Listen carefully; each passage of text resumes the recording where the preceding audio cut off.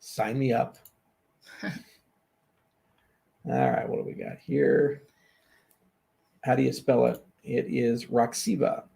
And I will actually give you guys a link to the website here if you're interested. By the way, I have no commercial relationship with Roxiva, not paid by them, bought this with my own money. It's just a cool, interesting device.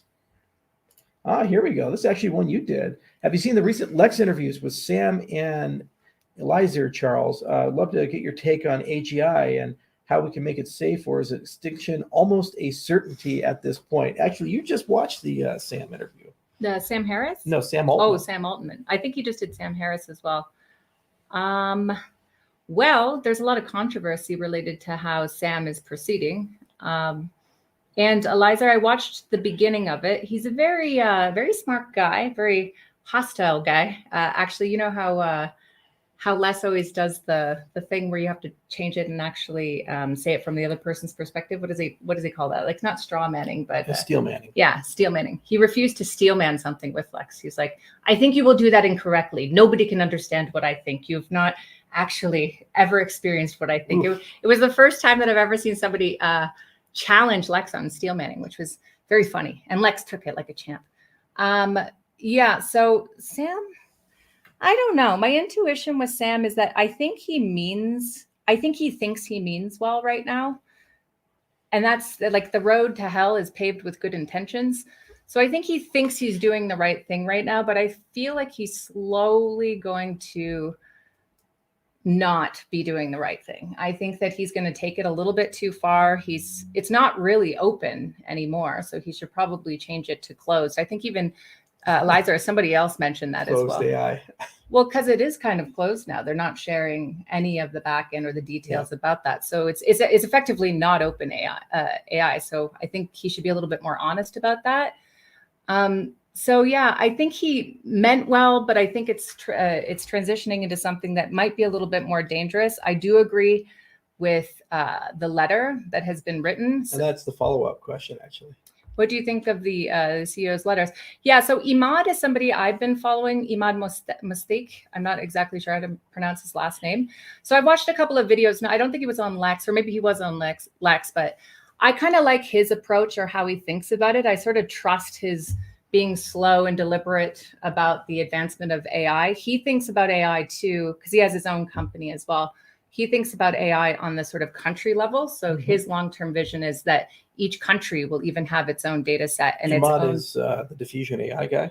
I don't think it's called Diffusion AI, but I can't remember the name of his company. The Indian guy? Yeah, the Indian guy. Yeah, that's diffusion. Is it? Stability. Stability, yeah, that's it. Stability Diffusion. There's some diffusion in there. Yeah, he's great. For some reason, yeah, like when I watched him a while ago, when I watched him and his what he's working on and just his perspective, I was just a lot more comfortable with his perspective than what Sam is sort of proceeding with right now. So yeah, I fully support the letter. I think in anything, and I've been saying it with blockchain as well, because you have to relate everything. Well, you don't have to relate everything to blockchain, but all these really advanced technologies where you don't know, what could happen, especially as they affect humanity as a whole.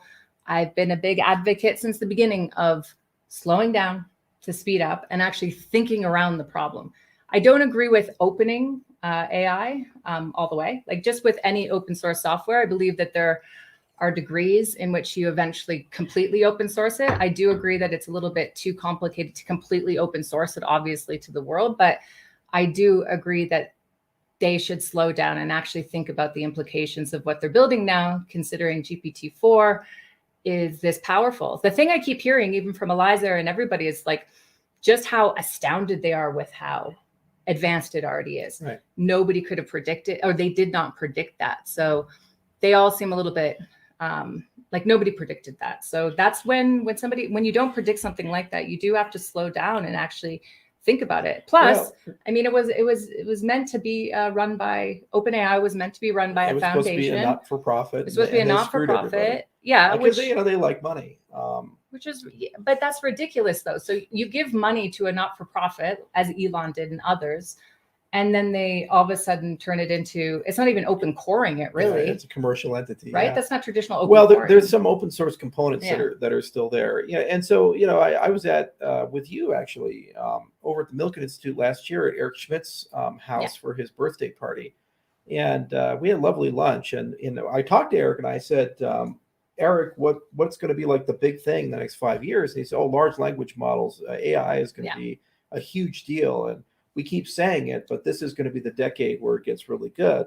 And actually, I just saw a paper this morning that I have to read, but the paper talks about using GPT to train GPT. It turns out that even with no new model, no new training model, you can use GPT to train GPT, and you can get great results from it.